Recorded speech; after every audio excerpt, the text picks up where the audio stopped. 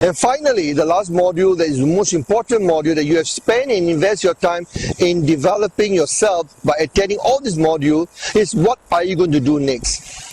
It's all about ensuring your success, the return on investment. How do you ensure that your time and your money that you invested in this program would be achieved by implementing a blueprint for success? What is the action plan that you need to put in place, looking at the some of the workplace challenges that you are currently experiencing, project that you are currently managing, and applying those concepts that you have talked about in all the other 9 modules, and to put it in place in this program, where we will share with you resources, videos, articles, online articles, to help you to be able to be successful in implementing this. Work through this action plan for each of the module. Use the blueprint, use this template to help you to ensure success as a leader in a highly disruptive, VUCA-centric business environment. Thank you.